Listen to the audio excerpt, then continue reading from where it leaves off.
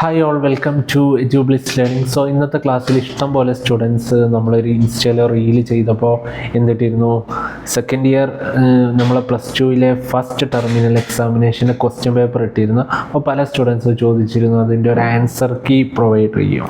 അപ്പോൾ അതിൻ്റെ വീഡിയോ ആണിത്. നമുക്ക് ക്വസ്റ്റ്യൻ പേപ്പറിലേക്ക് പോകാം. അതിൻ്റെ പാർട്ട് 1 വീഡിയോ ആണ് കേട്ടോ. ഇതിലൊരു 1 to 15 വരെയുള്ള ക്വസ്റ്റ്യൻസ് ആണ് നമ്മൾ ഈ വീഡിയോയിൽ സോൾവ് ചെയ്യാൻ പോകുന്നത്. അപ്പോൾ നമുക്ക് ക്വസ്റ്റ്യൻസ് ഓരോന്നായിട്ട് നോക്കാം. ഫസ്റ്റ് ക്വസ്റ്റ്യൻ എന്ന് വെച്ചാൽ ഇതിലൊരു പോയം തന്നിട്ടുണ്ട്, ഒരു കവിത തന്നിട്ടുണ്ട്. അതിൻ്റെ ആൻസേഴ്സ് കണ്ടെത്താനാണ് ചോദിച്ചിട്ടുള്ളത്. ഇത് നിങ്ങൾ പ്ലസ് ടുവിൽ പഠിക്കുന്ന സെയിം കവിത തന്നെയാണ്. സോ നമുക്ക് നോക്കാം എന്താണ് 1 to 5 ചോദിച്ചിട്ടുള്ളത്. ആ കവിത വായിച്ചിട്ട് അതിൻ്റെ ആൻസർ റൈറ്റ് ചെയ്യാനാണ്. സോ എന്താണ് പറയുന്നത്? I am their wall against all danger, their door against the wind and snow, though whom a woman laid in a manger, take me not till the children grow. അപ്പോൾ ഇതാണ് കവിത വരുന്നത്. So ഇതിൻ്റെ ആൻസറാണ് ചോദിച്ചിട്ടുള്ളത്. അപ്പോൾ first question നമുക്ക് നോക്കാം. എന്താണ്? Identify the poem and the poet. അപ്പോൾ നമ്മൾ പ്ലസ് ടുവിൽ പഠിച്ചിട്ടുള്ളത് തന്നെയാണ്, നമ്മൾ പഠിച്ച പാഠത്തു നിന്നാണ് ചോദിച്ചിട്ടുള്ളത്. ഏതാണ് ഈ കവിത? ഈ കവിതയാണെന്ത്? എനി വുമൺ ബൈ ആരാണ്? Catherine Tynan. അപ്പോൾ ഇവരെ എഴുതിയിട്ടുള്ള കവിതയാണ് ഇത്. ഓക്കെ, അതുപോലെ തന്നെ നെക്സ്റ്റ് ചോദിച്ചിട്ടുള്ള എന്താണ്? Who is thou referred to. Thou എന്ന് ഇവിടെ ആരെയാണ് റെഫർ ചെയ്യുന്നത്? നമുക്കറിയാലോ ആരെക്കുറിച്ചാണ് ഇതിൽ പറയുന്നത്. ദൗ റെഫേഴ്സ് ടു ആരാണ്? ആലോചിച്ചാൽ മനസ്സിലായി ആരാണ്? Thou refers to Jesus Christ. അപ്പോൾ ക്രൈസ്റ്റിനെ കുറിച്ചാണ്, കർത്താവിനെ കുറിച്ചാണ് ഇവിടെ പറയുന്നത് ദൗ എന്നുള്ളതിന് ഇൻഡിക്കേറ്റ് ചെയ്യുന്നത്. As indicated by the biblical reference to being laid in manger. Okay, അപ്പോൾ ഇവിടെ ഉദ്ദേശിക്കുന്നതെന്ന് വെച്ചാൽ ക്രൈസ്റ്റിനെ കുറിച്ചാണ് ഇവിടെ പറയുന്നത്. സോ നെക്സ്റ്റ് ചോദിച്ചത് ഈ ലൈൻ്റെയൊക്കെ എന്താണ്? എക്സ്പ്ലനേഷൻസ് ആണ് ചോദിച്ചത്. അപ്പോൾ നമുക്ക് ലൈൻ ബൈ ലൈൻ എക്സ്പ്ലനേഷൻസ് നോക്കാം. എന്താണ്? In this line the speaker ആരാണ് ഇവിടെ സ്പീക്കറായിട്ടുള്ള? മദറാണ്. A mother describe her vital role as the protective shield and anchor of her household. അപ്പോൾ ഒരു അമ്മ എന്ന് വെച്ചാൽ എന്താണ്? ആ വീട്ടിൻ്റെ എന്താണ്? ഒരു പ്രൊട്ടക്റ്റീവ് ഷീൽഡാണ്. അതായത് എല്ലാ പ്രതിസന്ധികളെയും പ്രതിരോധിക്കുന്ന ഒരു ഷീൽഡായിട്ട്, ഒരു പടച്ചട്ടായിട്ട് വർക്ക് ചെയ്യുന്നതാണ് ആര്? നമ്മുടെ അമ്മ. She compares herself to the walls and doors that shelter her children from external dangers. അപ്പോൾ ഒരു അമ്മയെന്ന് വെച്ചാൽ ഈ കവിതയിൽ ഉദ്ദേശിക്കുന്നത് എന്താണ്? അമ്മയാണെന്ത്? എക്സ്റ്റേണൽ ഡേഞ്ചേഴ്സ് എന്ന് വെച്ചാൽ അപകടങ്ങൾ. അപ്പോൾ ഈ അപകടങ്ങളിൽ നിന്ന് രക്ഷിക്കുന്ന ആരാണ്? നമ്മുടെ അമ്മയാണ്. ഒരു എക്സ്റ്റേണൽ ഷീൽഡായിട്ട് ഇവിടെ വർക്ക് ചെയ്യുന്നത്. Okay, next hardship and adversarial conditions, wind and snow. അപ്പോൾ ഈ അമ്മ എന്തിൽ നിന്നൊക്കെ അതിൻ്റെ മക്കളെ സംരക്ഷിക്കുന്നത്? Wind and snow. വിൻഡിൽ നിന്നും സ്നോയിൽ നിന്നും തൻ്റെ മക്കളെ ആര് സംരക്ഷിക്കുന്നു? അമ്മ സംരക്ഷിക്കുന്നു. Recognising her immense importance to her family survival, she prays to God. അപ്പോൾ ഈ തൻ്റെ ഫാമിലിനെ രക്ഷിക്കാൻ ആരോടാണ് അമ്മ പ്രാർത്ഥിക്കുന്നത്? ദൈവത്തിനോട് പ്രാർത്ഥിക്കുകയാണ്. എന്ത്? Asking that her life to be spared until her children are fully grown and self sufficient. അപ്പം അമ്മ ക്രൈസ്റ്റിനോട് പ്രാർത്ഥിക്കുന്നത് എന്താണ്? അവർ ജീവിക്കുന്നത് വരെ എന്താണ്? അവർ മരണം വരെ അവർക്ക് എത്ര കാലം ജീവിക്കണം എന്നാണ് പറയുന്നത്? അവരെ ചിൽഡ്രൻ എന്താവുന്നവരെ ഗ്രോൺ ആൻഡ് സെൽഫ് സഫിഷ്യൻ്റ്, അവരൊരു പ്രായപൂർത്തിയെത്തി ഒരു സ്വന്തം കാലിൽ നിൽക്കാൻ പറ്റുന്നവരെ അമ്മക്ക് ജീവിച്ചിരിക്കണം എന്നാണ് ആരോട് പ്രാർത്ഥിക്കുന്നത്? ദൈവത്തിനോട് പ്രാർത്ഥിക്കുന്നത്. സോ ഓക്കെ, ഇനി നമുക്ക് ക്വസ്റ്റ്യൻ 4 to 5 നോക്കാം. വീണ്ടും ഒരു കവിതയാണ്. ഏതാണ് ഇത്? ദ മെൻറ്റിംഗ് വാൾ ബൈ റോബർട്ട് ഫ്രോസ്റ്റിൻ്റെ കവിതയാണ്. സോ ആദ്യത്തെ ചോദ്യം, what shapes are the boulders described as? അപ്പോൾ ഇവിടെ എന്താ? ദ ബോൾഡേഴ്സ് എന്ന് വെച്ചാൽ എന്താണ്? റോക്സ് ആണ് കേട്ടോ. അതിൻ്റെ മീനിങ് എന്താണ്? പാറക്കഷ്ണങ്ങളാണെന്ത്?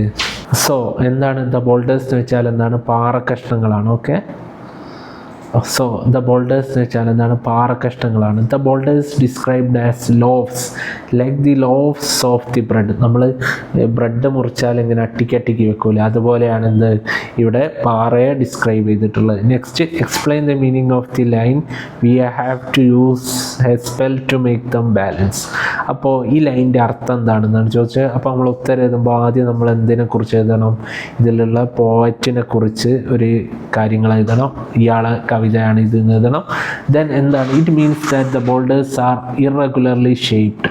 unstable and difficult to stack that balancing on the top of each other. അതായത് ഈ പാറ കഷ്ണങ്ങൾ ഈ നമ്മൾ എന്ത് ചെയ്യുമ്പോൾ മതിൽ കെട്ടുമ്പോൾ എങ്ങനെയൊക്കെ സ്റ്റാക്ക് ചെയ്യുകയെന്ന് വെച്ചാൽ അടുക്കി വെക്കാൻ നല്ല ബുദ്ധിമുട്ടാണ്. So the speaker uses the metaphor of spell. അപ്പോൾ ഇവിടെ സ്പീക്കർ യൂസ് ചെയ്യുന്ന ഒരു ആലങ്കാരികമായിട്ട് എന്താണ് യൂസ് ചെയ്യുന്നത്, എന്തോ ഒരു മാജിക് കൊണ്ടാണ് എന്ത് ഈ പാറ കഷ്ണങ്ങൾ ഫോളിങ് അല്ലാതെ നിൽക്കുന്നതെന്നാണ് ഇവിടെ കവി ഉദ്ദേശിക്കുന്നത്. ഓക്കെ, സോ ഇത്രയാണ്, ഈ രീതിയിലാണ് കേട്ടോ നമ്മൾ ഒരു +2 എക്സാമിന് ആൻസർ എഴുതേണ്ടി. ആദ്യത്തെ ലൈനിൽ തന്നെ എന്ത് എഴുതിയാൽ നന്നാവും, ഈ കവിത എടുത്തിട്ടുള്ളത് ഇന്ന കവിയുടെ കവിതയാണെന്ന് പറഞ്ഞാൽ അധ്യാപകൻ എന്താവും, ഈ കുട്ടിക്ക് ഇതിനെക്കുറിച്ചൊരു ഐഡിയ ഉണ്ടെന്ന് തോന്നിയിട്ട് മാർക്ക് കിട്ടും. സോ നെക്സ്റ്റ് വന്നിട്ടുള്ള ടെർമിനൽ എക്സാമിൽ നെക്സ്റ്റ് വന്നിട്ടുള്ള എന്താണ്, കുറച്ച് ഗ്രാമാറ്റിക്കലായിട്ടുള്ള ക്വസ്റ്റ്യൻസ് ആണ്. ഇപ്പോൾ ഫസ്റ്റ് എന്താണ്, പാസീവ് വോയിസ് എന്നുള്ള ചോദ്യങ്ങളാണ്. അപ്പോൾ പാസീവ് ആക്കാനാണ് ചോദ്യത്തിലുള്ള ക്വസ്റ്റ്യൻ. എങ്ങനെയാണ്, Ajith open the letter and crumbled it. അപ്പോൾ ആ രീതിയിലുള്ള അത് പാസീവ് ആക്കുമെന്നാണ്, അജിത്തിനാൽ ഓപ്പൺ ആക്കപ്പെട്ടോ എന്നുള്ള രീതിയിലാണ് വരിക. അപ്പോൾ എങ്ങനെയാണ് ഉണ്ടാവുക, the letter was open and crumbled by Ajith. ആ രീതിയിൽ റീറൈറ്റ് ചെയ്യുക. നെക്സ്റ്റ് വന്നത് എന്താണ്, Antonio and Felix fought a tough match. Antonio ഫെലിക്സും നല്ലൊരു ടൈറ്റായിട്ടുള്ള മാച്ചിൽ ഏർപ്പെട്ട്. അതെങ്ങനെ നമ്മൾ റീറൈറ്റ് ചെയ്യും, a tough match was fought by Antonio and Felix. ആ രീതിയിലാണ് നമ്മൾ എന്ത് ചെയ്യുക, പാസീവ് വോയിസ് ആയിട്ട് റൈറ്റ് ചെയ്യുക. നെക്സ്റ്റ് എന്താണ്, റിപ്പോർട്ടഡ് സ്പീച്ചാണ്. റിപ്പോർട്ടഡ് സ്പീച്ച് എന്ന് വെച്ചാൽ ഓൾറെഡി നടന്നിട്ടുള്ള കാര്യം വേറെ ആൾ റിപ്പോർട്ട് ചെയ്യണം. സോ എങ്ങനെയാണ്, Felix said I have been thinking about our fight. ഞാൻ ഈ ഫൈറ്റിനെ കുറിച്ച് ആലോചിച്ചു കൊണ്ടേയിരിക്കുകയായിരുന്നു. അത് നമ്മൾ എങ്ങനെ റീറൈറ്റ് ചെയ്യും, ഫെലിക്സ് സെഡ് ദാറ്റ്, ഐ എന്നുള്ള എന്താകും, ഹീ ആവും, ഹാവ് എന്താകും, ഹാവ് ബീൻ എന്താകും, ഹാഡ് ബീൻ ആവും. സോ എങ്ങനെയാവും, Felix said that he had been thinking about their fight. ആ രീതിയിൽ റീറൈറ്റ് ചെയ്യും. നെക്സ്റ്റ് എന്താണ്, Martha asked John did you have your lunch. അതെങ്ങനെ റീറൈറ്റ് ചെയ്യും, Martha asked John if, Martha asked John, അവിടെ എന്ത് യൂസ് ചെയ്യാം, വെദർ യൂസ് ചെയ്യാം, ഹി ഹാഡ് ഹിസ് ലഞ്ച്. ആ രീതിയിൽ നമ്മൾ റീറൈറ്റ് ചെയ്യും. നെക്സ്റ്റ് എന്താണ്, ടെൻസ് ഫോം ആണ്. ടെൻസ് എന്ന് വെച്ചാൽ എന്താണ്, സോ നെക്സ്റ്റ് എന്താണ്, ടെൻസ് ഫോം ആണ്. Fill in the blanks with correct verb form. Correct verb ഫോമിൽ നമ്മൾ റൈറ്റ് ചെയ്യും. ഇത് സിമ്പിളാണ്. എന്താണ്, I reach school little late this morning. അതെങ്ങനെയാണ് നമ്മൾ റൈറ്റ് ചെയ്യുക, ഐ റീച്ചിൻ്റെ സ്ഥാനത്ത് എന്താണ്, പാസ്റ്റ് ടെൻസ് ആകുമ്പോൾ ഐ റീച്ച്ഡ് ആവും. Okay, my friend was wait there for me. ആ ഫ്രണ്ട് അവിടെ വെയിറ്റ് ആണോ ഉണ്ടാവുക, അവൻ കാത്തിരിക്കുകയായിരുന്നല്ലോ. അപ്പം എന്താണ്, ING ഫോമാണ് യൂസ് ചെയ്യുക. എന്താണ്, വെയിറ്റിംഗ് ആണ് യൂസ് ചെയ്യുക. ഓക്കെ, നെക്സ്റ്റ് ക്വസ്റ്റ്യൻസ് വെച്ചാൽ ചെറിയ പാരഗ്രാഫ്സ് റൈറ്റ് ചെയ്യാനാണ് പറഞ്ഞിട്ടുള്ളത്. Write a short blurb for the play the hour of truth, highlighting the conflict between morality, money and family's reaction to temptation. അപ്പോൾ ബ്ലർബ് എന്ന് വെച്ചാൽ എന്താണ്, നമ്മളിപ്പോൾ ഓരോ പുസ്തകമൊക്കെ എടുത്താൽ അതിൻ്റെ പുറത്ത് ആ പുസ്തകത്തെക്കുറിച്ച് ഷോർട്ടായിട്ടൊരു കാര്യം ഡിസ്ക്രൈബ് ചെയ്യില്ല, അതാണ് എന്ത്, ബ്ലർബ്. അപ്പോൾ ഈ ക്വസ്റ്റ്യനിൽ ചോദിച്ചിട്ടുള്ളത് ദ ഹവർ ഓഫ് ട്രൂത്ത് എന്ന് വെച്ചുള്ള കഥനെക്കുറിച്ച് എന്താണ്. സോ ഈ ഇതിൽ ചോദിച്ചതെന്ന് വെച്ചാൽ ദ ഹവർ ഓഫ് ട്രൂത്ത് എന്ന് വെച്ചുള്ള എന്താണ്, നമ്മളെ പ്ലേനെ കുറിച്ച് എന്ത് പറയാനാണ്, ഒരു ബ്ലർബ് എഴുതാനാണ്. അതിൻ്റെ ഒരു ഷോർട്ട്, ഒരു ആഡ് ആയിട്ടുള്ള കാര്യം ആ കവിത, ആ പ്ലേനെ കുറിച്ച് റൈറ്റ് ചെയ്യാനാണ്. സോ എന്താണ്, ദ റോബർട്ട് ബാൽവിൻ. അപ്പോൾ ഇത് എഴുതിയിട്ടുള്ളത്, സോ ഇതിലുള്ളത് ക്യാരക്ടറാണിത്, the Robert Baldwin. A man of undying integrity find his lifelong principle put to the ultimate test when his corrupt employer offers him a fortune to say 3 simple words, I don't remember. As the news of his massive bribe reaches his home, a profound shift occurs within his household. Driven by financial deception and the allure for the comfortable life, Balvin once upright family succumbs the temptation, shifting from pillars of moral support to the agent of persuasion. The gripping psychological drama exposes a fragile boundary between morality and the money.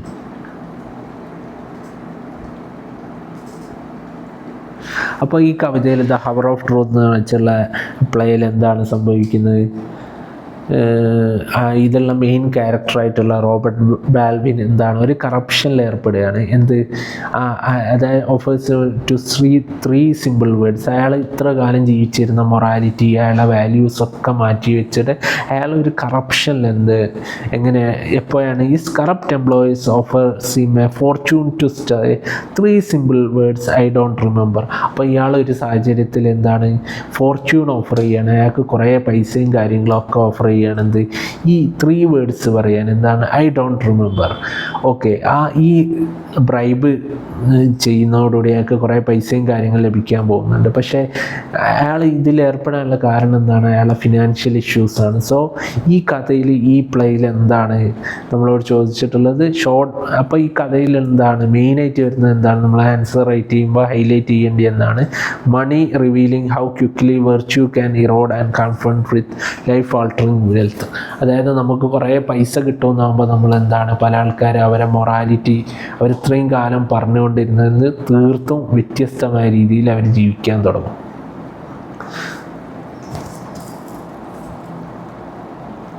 Okay, next 10ാമത്തെ ചോദ്യം ഇതിനെക്കുറിച്ചാണ്, അടുത്ത കഥയെക്കുറിച്ചാണ്.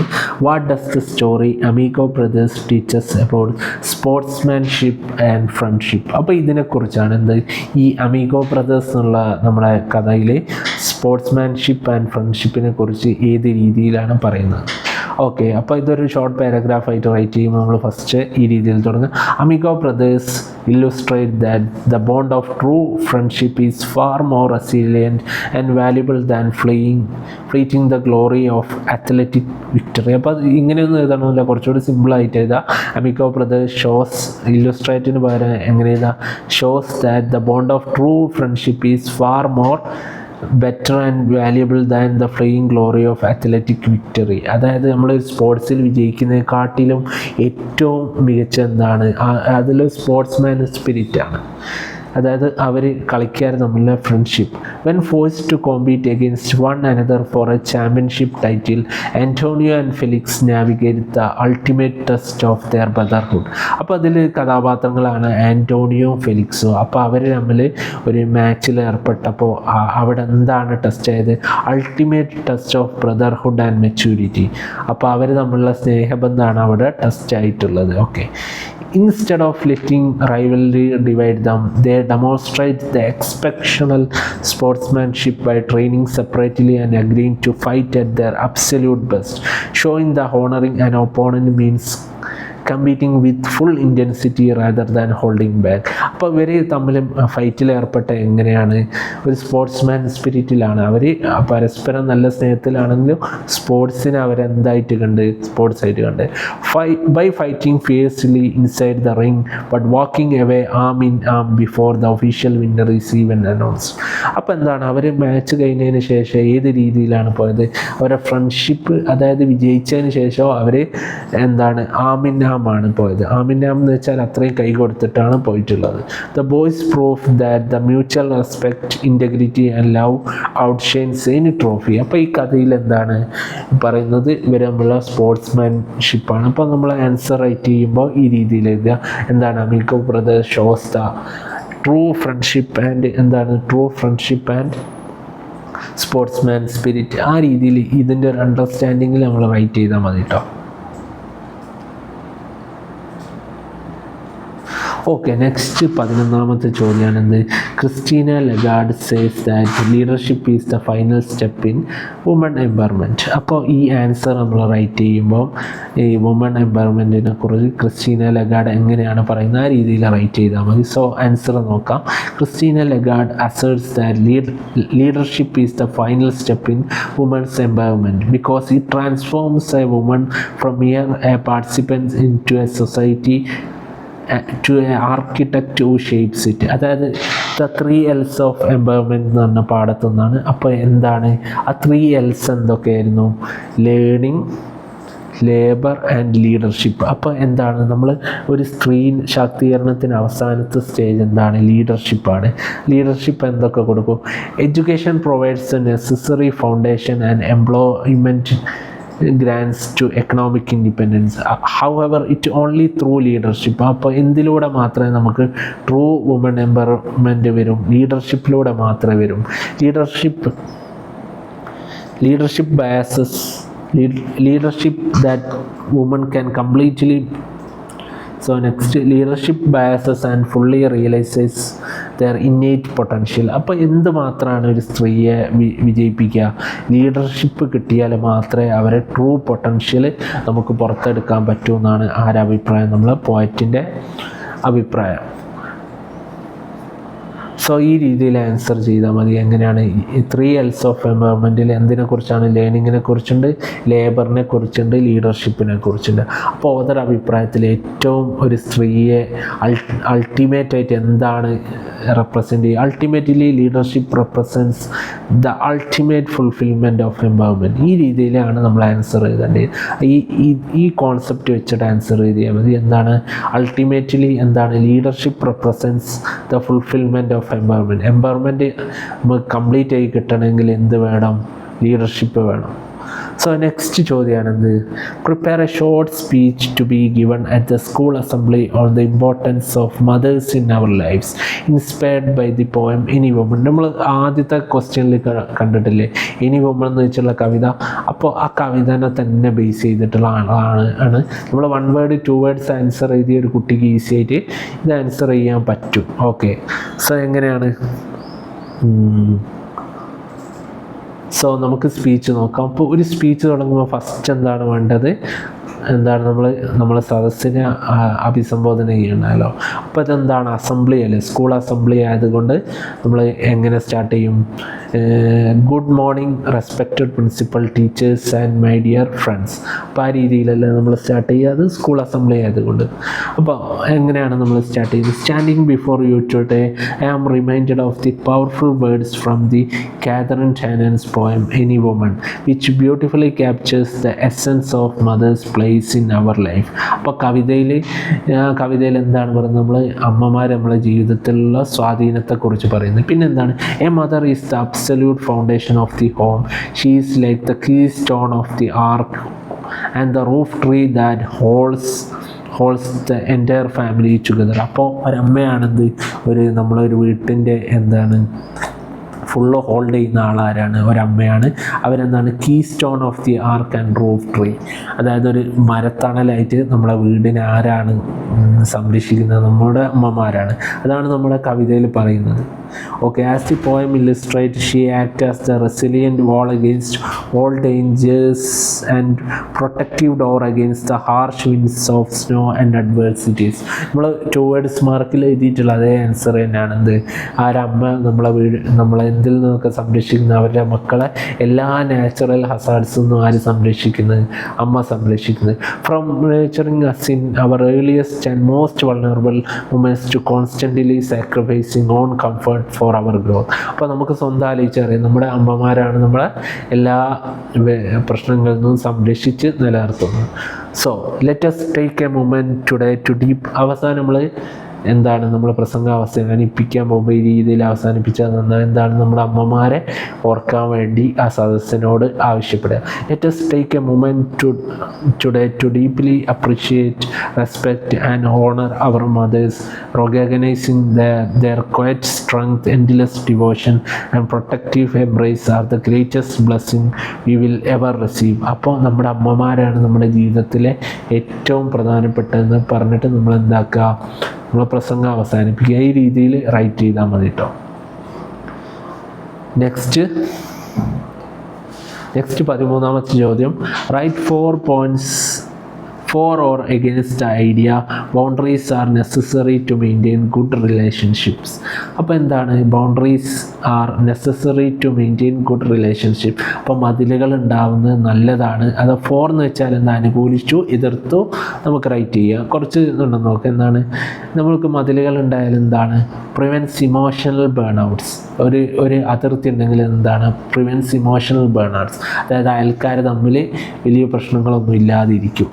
Fosters mutual respect. അതായത് ആട്ടും കോട്ടും അപ്പുറത്തും ഇപ്പുറത്തുള്ള ആൾക്കാരെന്താണ്? പരസ്പരം respect ചെയ്യും. Preserve individuality അതായത് അവരെ പരസ്പരമുള്ള ആ ഡിവിഷൻ അവിടെ മെയിൻറ്റെയിൻ ആവും. അതായത് അവർ തമ്മിൽ ഒരു ഡിവിഷൻ ഉണ്ടാവില്ല, അതിലൂടെ അവർ പരസ്പരം റെസ്പെക്റ്റ് ചെയ്യും. റിഡ്യൂസസ് കോൺഫ്ലിക്റ്റ്, ഒരു പ്രോപ്പറായിട്ടുള്ള ബൗണ്ടറി ഉണ്ടെങ്കിൽ, അതിർവരമ്പുണ്ടെങ്കിൽ ആ രണ്ടാൾക്കാരും തമ്മിലുള്ള എന്താവും, എന്ത് സംഭവിക്കും, അവർ തമ്മിൽ ബൗണ്ടറീസ് ഉണ്ടാവില്ല. അതായത് അതുകൊണ്ട് തന്നെ എന്താണ്, ബൗണ്ടറീസ് ഉള്ളത് കൊണ്ട് കോൺഫ്ലിക്റ്റ്, സംഘർഷങ്ങൾ കുറയും.